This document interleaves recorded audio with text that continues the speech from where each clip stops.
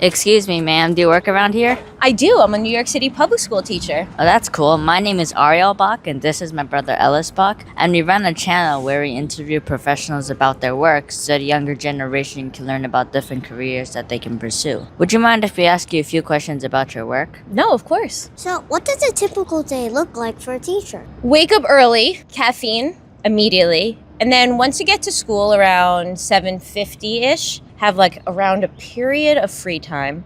And then usually students come in and then you just greet them at the door for homeroom. And then for, let's say, 8:30 to 3 o'clock, teaching all the way through. What is your background and how did you get this job as a New York City public school teacher? So, funny story actually. When I was in 4th grade, I had a teacher and I loved that she used to write on whiteboards with Expo markers. And I remember thinking to myself, like, if my future, I could just write with Expo markers, like, that's all I want to do.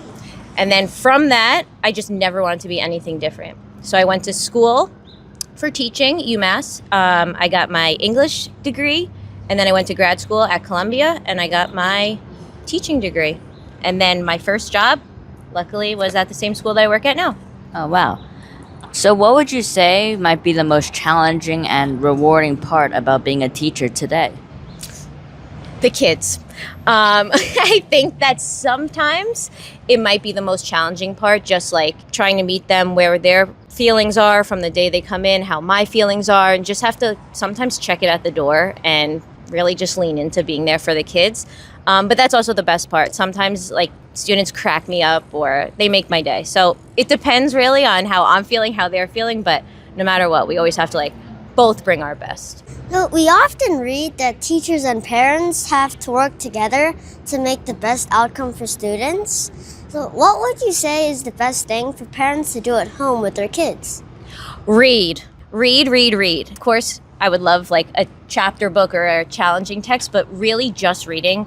Reading together, you learn new vocab, how to pronounce things, grammar. It's like the secret weapon. How do you think the profession of a teacher will change in the future because of AI and technology? Great question. I think that there will always be a need for teachers because as we saw with remote learning, it's just better in the classroom. So I think there will always be a teacher. However, with AI, I think it's going to be different with like how teachers grade, how students kind of hand in their work, where answers are coming from. But I definitely think there will always be a teacher, someone in the room. But AI is definitely going to throw this profession for a loop. It could be used for good and bad, right? So it's a double-edged sword. So what is one piece of advice you would give to young students like us who might be interested in becoming a teacher someday? If you're interested in becoming a teacher, make sure you have a why. Why are you becoming a teacher? And make sure that your why is good because you will be tested every day. You will wonder why you are doing this job. Students will say something to you that might make your day, break your day, and you just have to remember why you are doing this job. And once you have that strong why, you can really get through the day. Plus, having a thick skin. Need to have a thick skin. That's my advice. Okay, thank you so much for your time. No problem. Okay, stay day.